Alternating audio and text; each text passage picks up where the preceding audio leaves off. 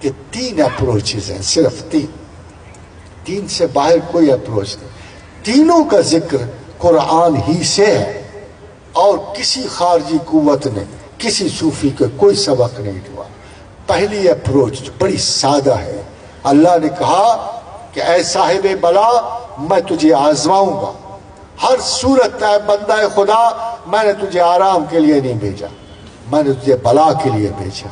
میں تجھے ضرور آزماؤں گا. میرے کچھ ہیڈز ہیں، ان ہیڈز کے تحت ہر فرد و بشر کو آزماؤں گا.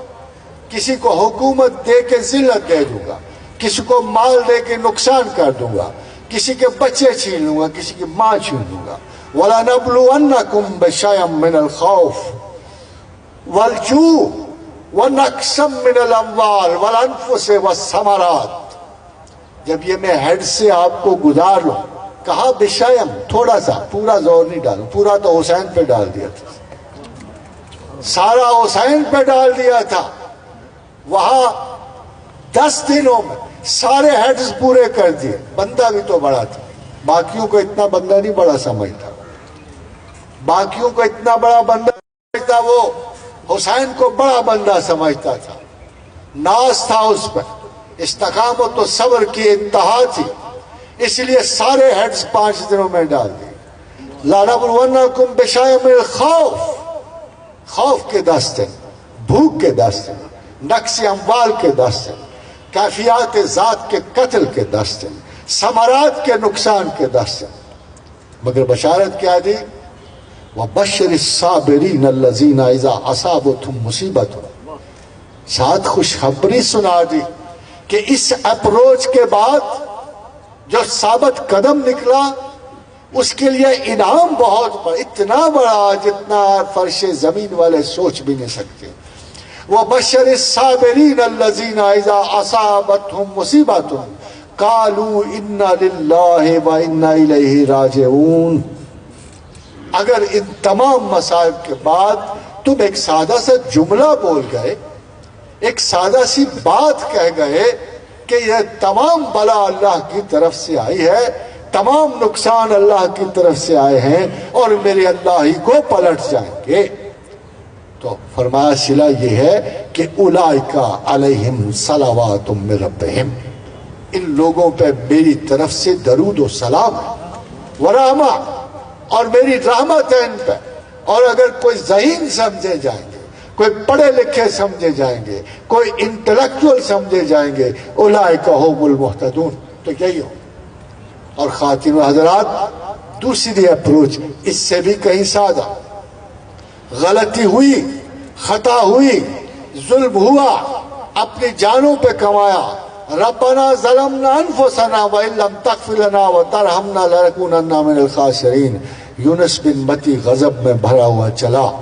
وظنون اذ ذهب مغاضبا فظن ان لن نقدر، تو خیال کیا کہ ہم پیغمبر ہونے کی وجہ سے اس کا حساب نہ لیں گے، اس پہ آزمائش نہ ڈالیں گے. پھر ہم نے اسے ظلمات میں گھیرا. فنادى في الظلمات، ہم نے اسے اندھیروں میں گھیرا، گپ مچھلی کے پیٹ میں گھیرا، امید کی کوئی کرن نہ چھوڑی، گنبد بے در میں گھورا، نہ کوئی دروازہ دریچہ، نہ کہیں روزن ہے. ایسے حال میں پھر اس کو اپنی غلطی کا احساس ہوا. ہمیں پکارا اس نے، اللہ الہ الا انت سبحانک انی کنت من الظالمین.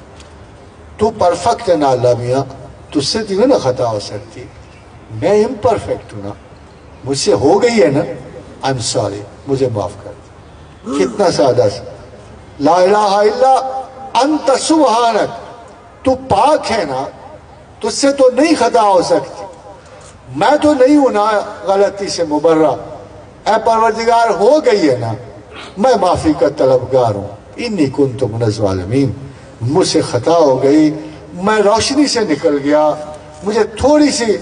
خدا نے کہا کیا خوبصورت انداز ہے، کیا بہترین بات کی میرے بندے نے، کیا سادگی سے بات کی. میرا اعتراف پاکیزگی کیا، اپنا اعتراف عجز کیا، خطا کی معافی سادے سے طریقے سے مانگی. انی کنت من I'm sorry، oh Lord God I'm sorry. کہا کہ نہ صرف انجینہ من الغم، نہ صرف یہ کہ میں اسے غم سے نجات دی میں نے. ذرا غور کیجئے گا اس آیت کریمہ کا کیا مطلب بنا.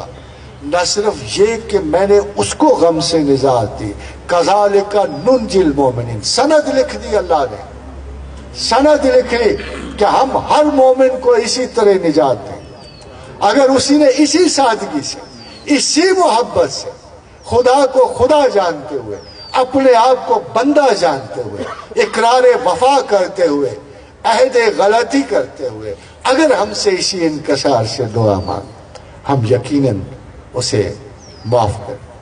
اور خواتین و حضرات، تیسرا وہ کلمہ ہے جو متقدمین کا ہے، متاخرین کا ہے، صاحب ہمت لوگوں کا ہے، جنہوں نے خدا کے لیے قوت و ارادہ کو ترک کیا، جو بزرگ و برتر کو اختیار سونپ گئے، انہوں نے زندگی کے تمام مسائل کو اللہ پہ چھوڑ دیا. افوض امری الی اللہ ہے، تمام امور اللہ کو سونپے. ان اللہ بصیر بالعباد، بلا شبہ وہ اپنے بندوں کو دیکھنے والا ہے. تیسری اپروچ بڑی سادہ ہے، لا حول ولا قوت الا باللہ. نہ میری کوئی قوت، نہ میرا کوئی ارادہ، جو کچھ میرے اللہ کا ہے. اور میں جانتا ہوں کہ اللہ میرے ساتھ برا نہیں کر سکتا. میں جانتا ہوں کہ میرا دین میرا سب سے بڑا محافظ اور دوست ہے. میں جانتا ہوں کہ میرا اللہ میرا سب سے بڑا دوست ہے. کچھ بھی کر لو، میں اپنے اختیارات اپنے اس اللہ کو سونپتا ہوں جو ہمیشہ میری بہتری چاہتا ہے، جس نے کتاب میں لکھ دیا ہے وَكَتَبَ عَلَىٰ نَفْسِهِ رحمت، کہ میں ہر حال میں اپنے بندوں پر رحم کروں گا. خواتین و حضرات، یہ تمام اسباق اگرچہ میں جستہ سید حجویر کے ذکر کے ساتھ منشن نہیں کر سکا، مگر وہ ایسا مرشد ہے کہ تمام تعلیم، تمام علم اگر ایک طرف چھوڑ دیا جائے اور صرف سید حجویر کے انالیٹیکل پروسیسز کو دیکھا جائے تو سب سے بڑا پرابلم اپنی کم تعلیمی بنتی ہے. اسی لیے بہت سارے کشف المحجوب پڑھ کر زیادہ حجاب علم میں کھو جاتے ہیں. یہ جو شیخ عربی نے کبھی کہا تھا کہ علم حجاب اکبر ہے، اس کا اصل مطلب یہ ہے کہ کم علمی، lack of understanding, personal wishful thinking of changing the meanings of the text, they become our major problem. کیونکہ شیخ کی کہی ہوئی باتیں خلاف نفس ہیں، اور کیونکہ اللہ کے ساتھ اللہ کو چاہنا خلاف نفس ہے. اس لیے ہر حال میں جب ہم استادان مکرم کی باتیں سنتے ہیں تو ان کی تعویل میں گنجائشیں نکالتے ہیں. کم از کم سید حجویر کی انالیٹیکل پروسیس کے بعد ایسا کوئی امکان موجود نہیں. وما علینا الا البلاغ.